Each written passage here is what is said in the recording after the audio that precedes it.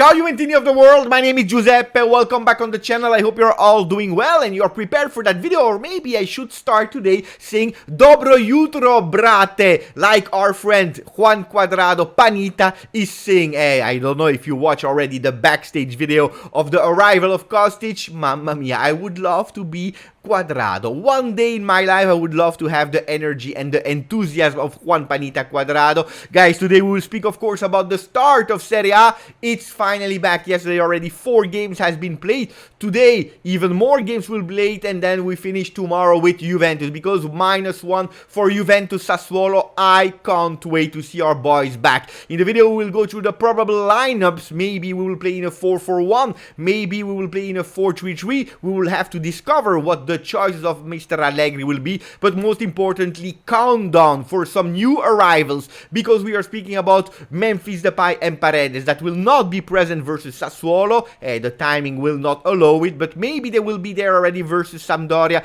Let's see what will happen in entries, but also in exits. A lot of things to speak about, so I'm asking you guys, don't forget to put a maximum of like, and if you want, you can also subscribe to the channel. We are that close to reach 20,000 Juventini on the channel.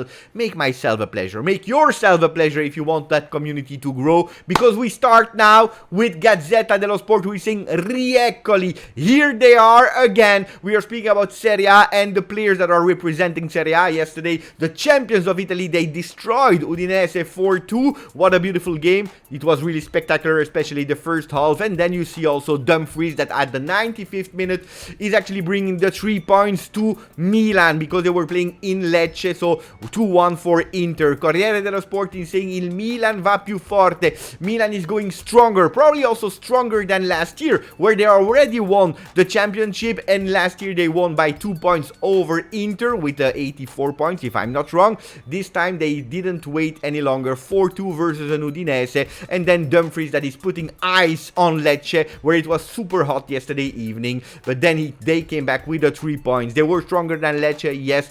Did they had a bit of chance with that last minute goals? Probably also yes. So we start understanding what the papers are saying about these games before going with a full focus on Juventus Milan spettacolo, because it was a show, but it's also immediately controversy. We couldn't wait any longer. We were waiting for 2 months before seeing our boys back on the field. We were waiting to have the controversy maybe in match day 2, match day 3, maybe match day 10. No, we waited only 8 minutes with that dubious penalty given for Milan. Is that the reason why they won versus Udinese? Absolutely not. It's not an excuse, but it's true that we can discuss a lot about that penalty that has been given to them after Udinese, with Becao opening the score after 2 minutes of the game. Pioli said we were good, absolutely. We played 30 minutes of really beautiful football. Pay attention, because Udinese is a real fury. Can they do better than last year where they were 12 Udinese? Let's see. I made a prediction video. You can check it here, clicking the link after the video. What about Inter? They're saying the usual infinite Inter, because we know it. Yesterday they were taking the role of Juventus with the fino alla fine. Yesterday Simone Inzaghi and the team, they were celebrating that goal as if they won the Champions League. You know that I am absolutely not the person that will criticize behaving like that, because a win is a win, and it's an important win. Otherwise they could have already been in the place to chase the cousins of Milan. Then we continue guys with the other 2 games. Torino that were stronger than all the controversy, because we know that they don't have a lot of beautiful vibes at the moment. I even put them in relegation zone. It's true that if they are playing like they played yesterday and win 2-1 versus Monza, they can even have a beautiful championship. Let's see what they will do with the Mercato. What about Atalanta? They won 2-0. The score is a bit lying, because Quagliarella hit the bar. Another player from Sampdoria hit the post. There was a goal that was cancelled, and also there's some controversy. Serie A is back. Can we please go to Juventus and focus on our beloved Juventus? We can, with Tuttosport that is opening with la Juve va all'attacco. Juventus is going in the attack. We are obliged to go to the attack, especially if we see that Milan started again with 4 goals, my friends. Last year Inter scored 84 goals in total in Serie A, Juventus only 57. One of the ways to go back to win that Scudetto is scoring goals. Are we enough people in the attack to score goals? We just added Kostic, we have Di Maria, Maria, we have Vlahovic. Is it enough? Apparently not, because Juventus is thinking about new players like Memphis Depay. But first of all, we will have to do without Memphis Depay because we are playing on Monday. Who will be there? It's Di Maria. Big curiosity to see our Argentinian player serving Vlahovic. Di Maria is recharging Dusan Vlahovic, DV9, because DV9 didn't score yet in preseason, so we are all waiting for his first goals in his debut in Serie A with Juventus. We can't wait for that. El Fideo is already a Juventino and we need all his assists. Super important. What are the predicted lineups for Tuttosport versus Sassuolo? Well, Tuttosport is saying Max will use immediately all his new players because we are going towards a 4-3-3 with Kostic that will play offensively on the left side, Di Maria on the right side, not Quadrado according to Tuttosport. 4-3-3 with Locatelli, Fagioli and Zaccaria. In defense we have an Alexandro that is there and Danilo. So all the theories about the 3-man defense will a bit collapse because probably Allegri wants to give a bit of continuity to the formation that we were using since the beginning of the preseason. Now, we spoke about Di Maria, we spoke about his assist, we spoke about Vlahovic. We have to speak about the one that could join after Sassuolo. Beginning of next week, it is Memphis Depay. Memphis Depay, Juve avanti tutta, all in.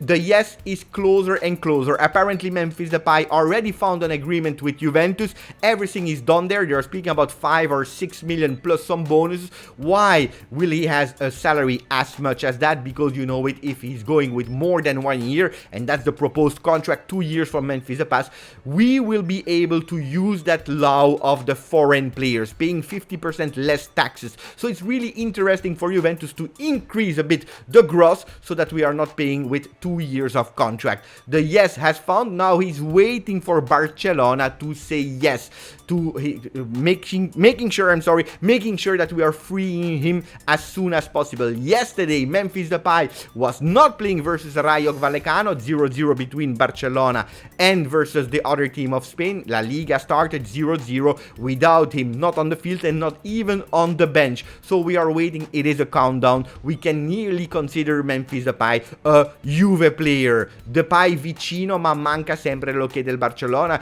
Gazzetta dello Sport is putting a bit of negativity because they are saying Depay is really close, but we are just waiting for the yes of Barcelona that should arrive. They are also speaking in La Stampa about Juventus giving a small fee or directly to Depay or directly to Barcelona to make sure that we are accelerating in that. We can't wait because also yesterday there was some talks about new numbers. What are the free numbers at the moment? We are speaking about the number 4, the 14, the 16, 26 and 27. It's not a mystery that that 14 has been freed up, because if you look at the new number this season of Depay at Barcelona, it is the 14. Maybe Juventus was already calculating freeing up that 14 that was from Weston McKennie to give it immediately to Memphis Depay.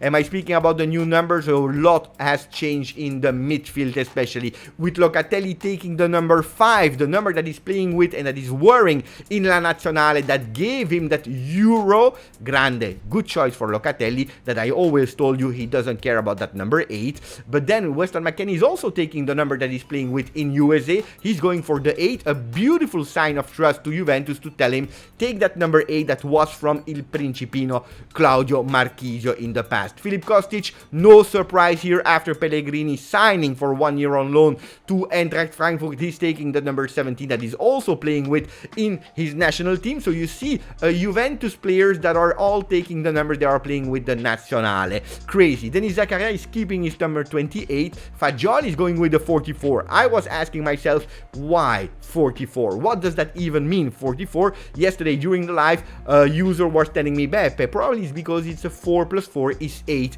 And that could be a good reason. And then the last one, Miretti, number 20. It's a beautiful sign as well that he can be there in the first team. I was nearly about to forget Arthur with the number 29. This is also a shocking news. Why? Because that means clearly that Arthur is out of the project. We don't stop there because Rabiot is there and he's in talks with Manchester United that yesterday lost 4-0. Manchester United now they want to accelerate even more. Hopefully Rabiot didn't see the game of Manchester United because then maybe he might rethink think to accept the offer of United. Let's see. But Paredes is asking Rabiot, make me some space because I also want to join Juve. I also already found an agreement with Juventus, so please decide yourself, because from the moment that Rabiot will leave Juventus, Paredes is ready to join. When? We will also check that, because it should be really soon. Guys, that was it for me for that video. Today I will be live a bit everywhere Juventus with the return of Monblano. I will try to ask him what he's thinking about the next part of the Mercato. Today Allegri will be in press conference at 1 PM to speak about Juventus, so a lot of things to cover, also tactically how that new Juventus can play. Grazie. Don't forget to put the maximum of likes, subscribing to the video. Grazie, forza Juve.